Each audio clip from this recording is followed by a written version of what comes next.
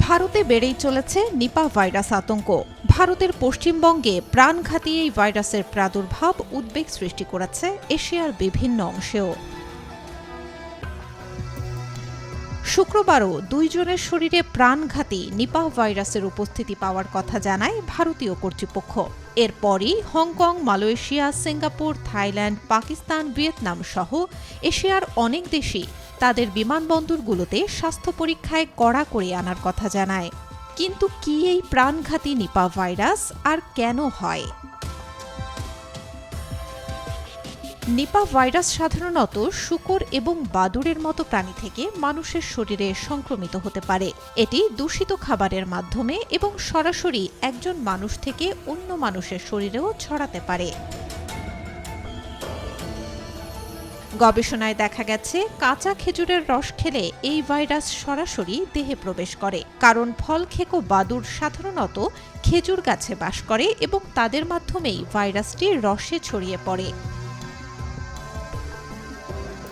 মানুষের শরীরে ভাইরাসটি প্রবেশের পর 4 থেকে 14 দিন পর্যন্ত সুপ্ত অবস্থায় থাকতে পারে। প্রাথমিকভাবে উচ্চ জ্বর, পেশিতে ব্যথা, গলা ব্যথা, বমিভাব ও শ্বাসকষ্ট উপসর্গ হিসেবে দেখা দিতে পারে। পরবর্তীতে নিউমোনিয়া হওয়ার আশঙ্কা রয়েছে। গুরুতর আকার ধারণ করলে মস্তিষ্কে প্রদাহ সৃষ্টি হয়ে খিঁচুনি, অচেতনতা ও স্নায়বিক জটিলতা তৈরি করতে পারে। আবার কখনো কখনো কোনো লক্ষণই দেখা যায় না। বিশ্ব স্বাস্থ্য সংস্থা নিপা ভাইরাসকে উচ্চ ঝুঁকির মহামারী সৃষ্টিকারী ভাইরাস হিসেবে চিহ্নিত করেছে, কারণ এটি অত্যন্ত সংক্রামক এবং এখনও এর কোনো কার্যকর টিকা নেই। নিপাহ ভাইরাসের মৃত্যুহার 40 থেকে 75% পর্যন্ত, যা কোভিড-19-এর তুলনায় অনেক বেশি।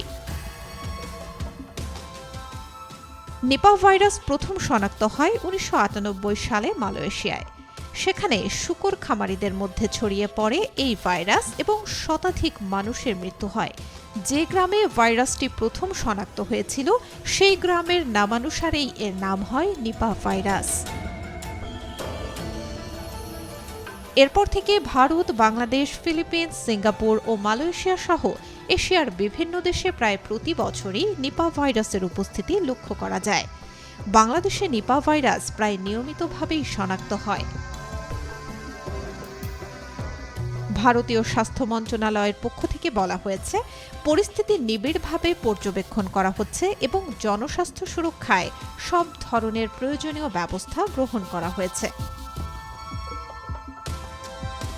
Desk report, B News 24।